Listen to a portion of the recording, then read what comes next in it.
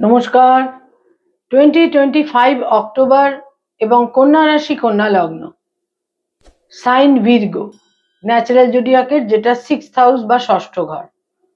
কন্যা রাশি কন্যা লগ্নের জাতক জাতিকাদের অক্টোবর মাসের মাসভিত্তিক রাশিফল, যাকে জ্যোতিষের পরিভাষায় বলা হয় গোচর ফল। কন্যা রাশি কন্যা লগ্নের জাতক জাতিকাদের অক্টোবর মাস ঠিক কিরকম কাটবে, কি থাকছে কোয়ালিটি অফ টাইম, কি থাকছে সময়ের গুণগত বৈশিষ্ট্য, সময় কতটা আপনাদের ফেভারে থাকছে বা সময় কতটা আপনাদের এগেনস্টে থাকছে। কন্যা রাশি এবং কন্যা লগ্নের জাতক জাতিকাদের অক্টোবর মাস ঠিক কিরকম কাটবে সেটা জানতে বা বুঝতে গেলে যেটা আমাদের প্রথমেই দেখতে হয় তা হচ্ছে যে সৌরমণ্ডলে, যে সোলার সিস্টেমে আমরা রয়েছি সেখানে গ্রহদের কি সঞ্চার, মুভমেন্ট, গোচর ইত্যাদি তৈরি হচ্ছে এবং তার ভিত্তিতেই কিন্তু এই মাস ভিত্তিক রাশিফল নির্ধারিত হয়ে থাকে। জ্যোতিষের পরিভাষায় এই রাশিফলকে বলা হয় গোচর ফল। কন্যা রাশি কন্যা লগ্ন, রাশি লগ্নের অধিপতি বুধ। বুধ আপনাদের রাশি লগ্নে থাকছে 2 অক্টোবর পর্যন্ত, কিন্তু 2 অক্টোবর বুধ সেকেন্ড হাউসে চলে যাচ্ছে এবং এখানে বুধ থাকবে 24 অক্টোবর পর্যন্ত এবং 24 অক্টোবর আবার বুধ চলে আসবে আপনাদের 3rd হাউসে। কিন্তু 2 অক্টোবর থেকে বুধ যে সেকেন্ড হাউসে চলে আসবে তখন বুধ মঙ্গল যুক্ত থাকবে, কারণ এখানে মঙ্গল থাকছে 27 অক্টোবর পর্যন্ত এবং রবি এখানে 17 অক্টোবর গোচর করবে এবং রবি প্রথম 17টা দিন কন্যা রাশিতেই অবস্থান করে থাকবে। 17 অক্টোবর যখন রবি কন্যা থেকে যখন তুলায় গোচর করবে তখন কিন্তু মঙ্গল, রবি এবং বুধ একত্রে থাকবে। এর ফলে এই সময়কালে 17 অক্টোবর থেকে 27 অক্টোবর পর্যন্ত কিন্তু জাতক জাতিকা কিছুটা হয়তো ডিসকমফর্টের মধ্যে থাকবেন বিভিন্ন কারণে। যদিও 24 অক্টোবর বুধ আপনাদের 3rd হাউসে গোচর করবে, রাশি লগ্নের অধিপতি তৃতীয় গোচর করলেও আমরা নানা রকম ভাবে তাদের একটা আন্ডার প্রেসারের মধ্যে, উপচয় স্থানে রাশি লগ্নের অধিপতি গোচর করলে কিন্তু কিছুটা চাপের মধ্যে তারা থাকেন। তাদের দ্বাদশে থাকছে কেতু পুরো মাস এবং ষষ্ঠে থাকছে রাহু পুরো মাস। সপ্তমে শনি বক্রগতিতে থাকছে এবং সপ্তমে শনি একটি নক্ষত্রের পরিবর্তন সংঘটিত হবে 3rd অক্টোবর। শনি উত্তর ভাদ্রপদ নক্ষত্র থেকে পূর্ব ভাদ্রপদ নক্ষত্রে গোচর করবে।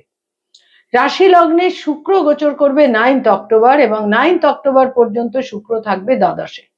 9th অক্টোবর শুক্র রাশি লগ্নে গোচর করবে এবং এখানে শুক্র নিচ রাশিগত হবে। কন্যা রাশি কন্যা লগ্নের জন্য আরেকটি গুরুত্বপূর্ণ গোচর এই মাসে সংঘটিত হবে, তা হচ্ছে তাদের একাদশে বৃহস্পতি গোচর করবে 18 অক্টোবর। বৃহস্পতি প্রথম 18টা দিন তাদের দশমে থাকবে এবং 18 অক্টোবর 18ই অক্টোবর বুধ তাদের বৃহস্পতি তাদের একাদশে গোচর করবে।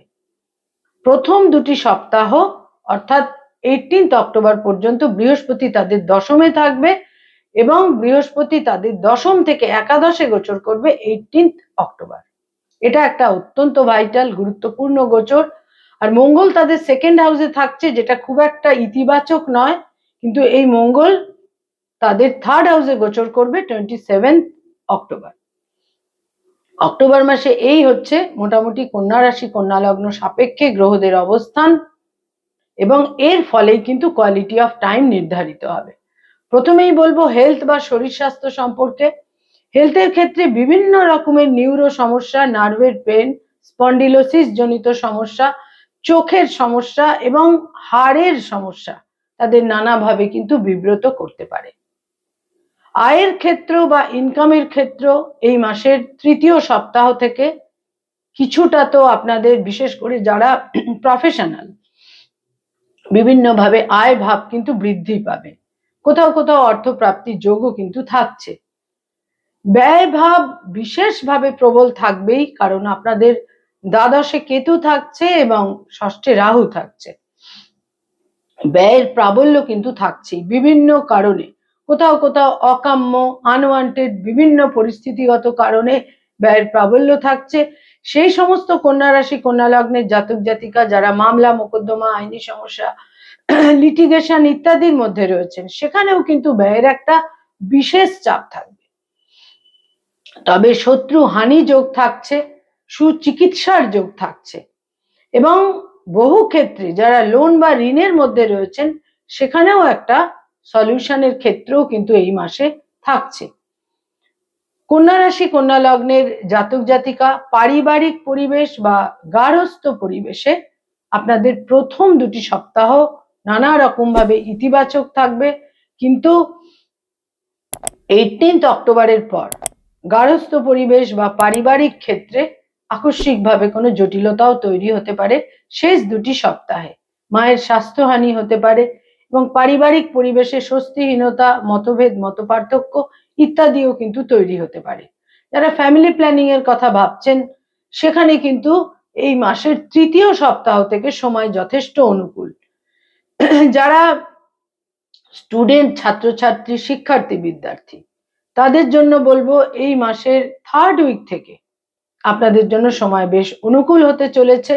পরিশ্রম এবং অধ্যাবসায় আপনাদের বিশেষ সাফল্যের দিকে কিন্তু নিয়ে যাবে, তবে চোখের সমস্যা কিছুটা বিব্রত করতে পারে। যারা পিএইচডি করছেন, রিসার্চ ওরিয়েন্টেড কাজ করছেন, উচ্চ শিক্ষার সঙ্গে যারা সংযুক্ত, সেখানেও সাফল্য লাভের সম্ভাবনা থাকছে, তবে নিজেকে বিশেষভাবে কিন্তু একটা জায়গায় এক্সার্ট করতে হবে। প্রচুর অধ্যাবসায় এবং পরিশ্রমের প্রয়োজন থাকবে, তার কারণ সপ্তমে, রাশি লগ্নের সপ্তমে কিন্তু বক্রগতির শনি রয়েছে এবং হার্ড ওয়ার্কিং ছাড়া কিন্তু এক্ষেত্রে কোনো প্রাপ্তি হয় না। যারা রিলেশনশিপ, প্রেম প্রীতি প্রণয়ের মধ্যে রয়েছেন সেখানে কিন্তু এই মাসে বিশেষ করে 2nd উইক থেকে একটা ব্রেকআপের যোগ থাকছে। একটা দীর্ঘদিনের সম্পর্ক আকস্মিকভাবে কিন্তু নষ্ট হয়ে যেতে পারে। নতুন প্রেমের সম্পর্ক তৈরি হওয়ার ক্ষেত্রে এই মাস খুব একটা অনুকূল থাকছে না। যারা অলরেডি বিবাহিত দাম্পত্য জীবনে রয়েছেন সেখানেও কিন্তু সম্পর্কের মধ্যে একটা প্রীতি বা মাধুর্যের ঘাটতি থাকবে, সেখানেও একটা বিশেষভাবে প্র্যাকটিক্যালিটি থাকবে, হার্ডশিপ কিন্তু থাকবে। যারা ডক্টর, মেডিকেল প্রফেশনে রয়েছেন, হিলিং প্রফেশনে রয়েছেন, যারা বিশেষ করে বলবো হিলিং প্রফেশন বা মেডিকেল প্রফেশনে রয়েছেন, সেখানে কিন্তু আপনাদের বিভিন্নভাবে পরিবেশ পরিস্থিতি জটিল হতে পারে। কিছু অকাম্য পরিস্থিতি, অকওয়ার্ড সিচুয়েশন ফেস করার প্রয়োজন হতে পারে 2nd উইক থেকে। 2nd, 3rd এবং 4th উইক আপনাদের অনুকূলে কিন্তু থাকছে না, বিশেষ জটিলতাপূর্ণ কিন্তু থাকছে। যারা অ্যাডভোকেট, লয়ার, আইনি পরামর্শ দিয়ে থাকেন, তুলনামূলক সময় শুভ। আপনাদের বাক প্রতিভা, আপনাদের বাক্য প্রয়োগের ক্ষমতা, আপনাদের পাওয়ার অফ স্পিচ বিভিন্নভাবে সুফল এনে দেবে, আপনাদের কমিউনিকেশন স্কিলও বিভিন্নভাবে সুফল এনে দেবে। তবে কিছু বিপরীত লিঙ্গের মানুষের বিরোধিতা আপনাদের কিছুটা বিব্রত করতে পারে। যারা মানি মার্কেটে রয়েছেন, stock market, share market, insurance, banking sector, finance oriented কাজকর্ম যারা করেন, ইনভেস্টমেন্টের কাজ করিয়ে থাকেন যারা এজেন্ট হিসেবে, এই সমস্ত ক্ষেত্রে আমি বলবো যে ফিনান্স সংক্রান্ত যারা কাজের সঙ্গে সংযুক্ত রয়েছেন সেখানে কিন্তু এই মাস তুলনামূলক শুভ, বেশ শুভ। আপনাদের রিস্ক নেওয়ার যে ক্যাপাসিটি, রিস্ক টেকিং যে ক্যাপাসিটি, সেটাও বৃদ্ধি পাবে। কমিউনিকেশন স্কিলের মাধ্যমে বিভিন্নভাবে এই সময়কালে আপনারা কিন্তু সাফল্য পাবেন। যারা ক্রিয়েটিভ ফিল্ডের মানুষ, সৃষ্টিশীল কাজ করে থাকেন, আর্টিস্ট, শিল্পী, ইনোভেটিভ লেখালেখির কাজ করেন, বিজ্ঞাপনের জগতে, অ্যানিমেশনের জগতে রয়েছেন, যারা সৃষ্টিশীল কাজের সঙ্গে সংযুক্ত, পারফর্মিং আর্টের সঙ্গে সংযুক্ত, তাদের কিন্তু এই মাসে বিভিন্নভাবে ক্যালকুলেশন করে চলতে হবে।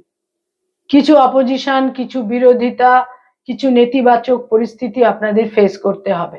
বহু ক্ষেত্রে দেখতে পাবেন যে কোনো ক্ষেত্রে একটা কোনো কিছু ম্যাচিওর করার আগেই হয়তো সেটা ভেস্তে গেল, সেটা নষ্ট হয়ে গেল, সেটা ঠিক প্রপার একটা জায়গায় পৌঁছতে পারলো না। ফলে এ সমস্ত ক্ষেত্রে আপনাদের নানা রকম ভাবে হিসেব নিকেশ, দূরদর্শিতা, ক্যালকুলেশন ইত্যাদির মাধ্যমেই কিন্তু সিদ্ধান্তগুলো নিতে হবে। যারা সরকারি চাকরি করেন, গভর্নমেন্টের সঙ্গে কানেক্টেড হয়ে কাজকর্ম করেন, এই সমস্ত ক্ষেত্রেও আমি বলবো এই মাস খুব একটা অনুকূল নয়। যথেষ্ট পরিবেশ পরিস্থিতির সঙ্গে মানিয়ে নিয়ে নিজের টেম্পারামেন্টকে কন্ট্রোলে রেখে আপনাদের কিন্তু চলতে হবে এই মাসে। যারা বেসরকারি ক্ষেত্রে কাজ করেন, আইটি সেক্টরে রয়েছেন, তাদের জন্য এই মাস খুব একটা ফেভারে থাকছে না। বিশেষ করে দ্বিতীয়, তৃতীয় এবং চতুর্থ সপ্তাহ খুব একটা কিন্তু আপনাদের ফেভারে থাকছে না। কিছু কিছু ক্ষেত্রে আকস্মিকভাবে কর্মচ্যুতিরও সম্ভাবনা থাকছে। যারা নতুন জব সার্চ করছেন তাদের জন্য এই মাসের লাস্ট 2 উইকস তুলনামূলক শুভ। যারা পড়ানোর কাজ করেন, স্কুল কলেজ ইউনিভার্সিটিতে পড়িয়ে থাকেন, ফ্যাকাল্টি হিসেবে বিভিন্ন ইনস্টিটিউটে পড়ানোর কাজ করেন, শিক্ষক শিক্ষয়িত্রী অধ্যাপক অধ্যাপিকা, লাস্ট 2 উইকস কিছুটা জটিলতাপূর্ণ, তবে প্রথম 2টি সপ্তাহ বিভিন্নভাবে আপনাদের ফেভার কিন্তু এনে দেবে। তবে বাক্য প্রয়োগের ক্ষেত্রে সতর্কতা প্রয়োজন এবং হেলথের ক্ষেত্রেও আপনাদের বিশেষ সতর্কতার কিন্তু প্রয়োজন রয়েছে। যারা hotel and hospitality, tour and travel এই ধরনের কাজ করে থাকেন, নেটওয়ার্কিং এর ব্যবসার সঙ্গে সংযুক্ত বহু মানুষ রয়েছেন, যারা ক্যাটারিং ইন্ডাস্ট্রিতে রয়েছেন, অর্থাৎ হোটেল অ্যান্ড হসপিটালিটি, এর সমস্ত ক্ষেত্রে কিন্তু আমি বলবো যে শুক্র খুব একটা শুভ থাকছে না এবং বুধও ক্রূর গ্রহের সঙ্গে সংযুক্ত থাকছে।